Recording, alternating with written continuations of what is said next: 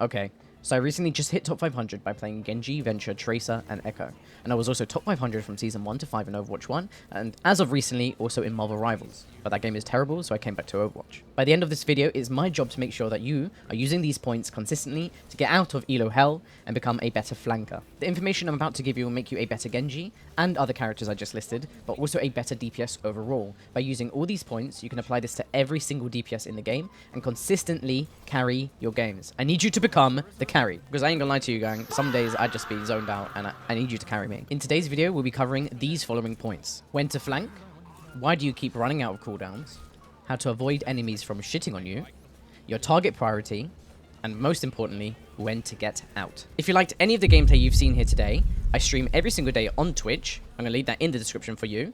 And yeah, at 1,000 followers on Twitch, we're doing a Juno cosplay, so be there or be square. With that being said, let's head straight into the first point, which is when to flank. So, when is the best time to flank? The best time to flank in Overwatch 2, or maybe in Marvel Rivals, is when your team is ready to engage or apply pressure from the front. Flanking works best when the enemy's attention is split, just like this background footage here. I'm on the supports when the front is making pressure. If your tanks and supports aren't in position, your flank just turns into a stagger, which is what most of our teammates do. Wait for the moment when your team's presence forces the enemies to look away, and that's when your impact matters the most. Now, before you flank, do you have the following?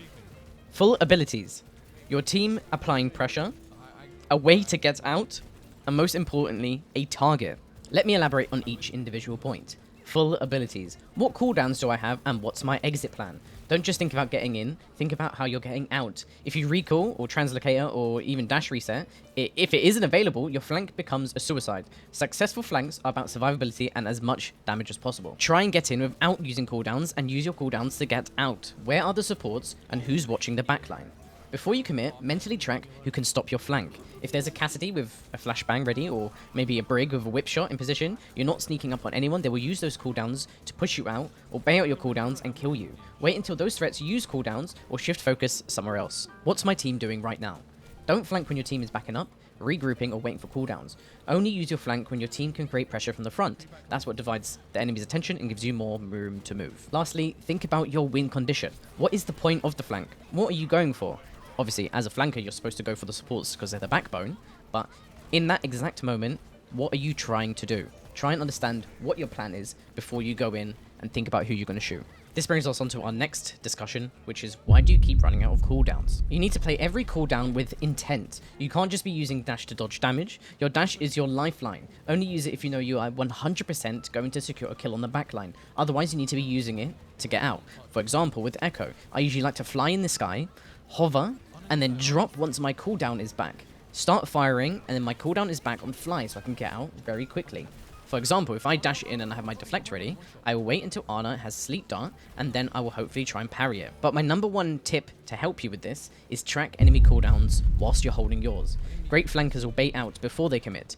They'll peek in and force abilities like sleep dart, whip shot, or Suzu, then back off. Once those defensive tools are gone, that's when you go in. Managing your own cooldowns isn't just about restraint, it's about creating a timing window where you have movement, and they don't. So just to summarize, managing cooldowns on a flank isn't about saving them, it's about using them with intent. Each ability should either get you close without being seen, secure a kill, or guarantee an escape. If your cooldown isn't doing one of those things, then you're wasting it. This brings us into our next point, which is how to avoid the enemies from shitting on you. You are not taking the correct angle and you're initiating way too early. If you guys are stationed behind a pillar or a wall, just wait 1 to 2 seconds and then initiate. This is how long it takes usually for someone to turn back around and start healing their team or shooting someone else. So you want to shoot them when they're not looking at you. You don't want to be the first person in.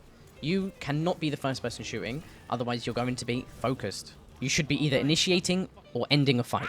If you initiate, then hopefully your team can see that you are applying backline pressure and pressure them from the front. You want to communicate with your team. If there's anyone that points out that someone on the backline is one shot, maybe you're there to swoop up and secure that kill.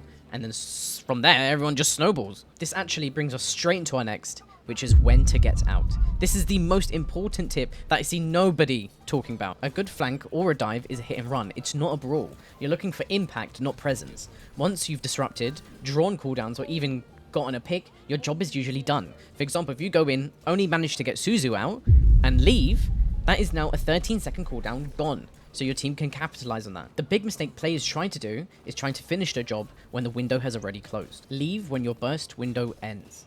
Flankers and dive heroes rely on short bursts of tempo and pressure. Once your main abilities or burst combos are spent, your threat level drops instantly. For example, Tracer. When your recall is gone, you need to leave. When your dash is down, you need to leave. For example, if you're Doomfist or Winston, once your mobility is used, you need to leave. If you stay after your escape or burst tools are gone, you're not pressuring, you're feeding ult charge and usually going to get picked. Leave when the fight focus shifts.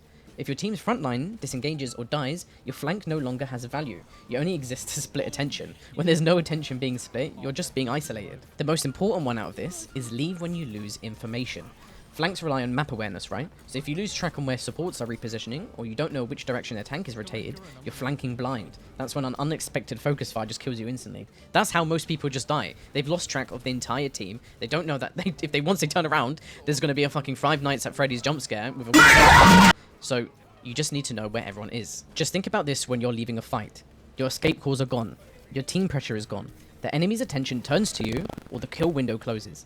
Once those points are one of those points are done, leave immediately. Okay, and lastly, our final point, which is target priority. So who are the characters you actually want to bully and flank?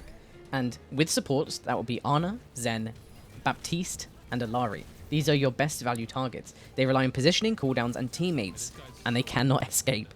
DPS, that would be Widow, Ashe, Hanzo, and Bastion.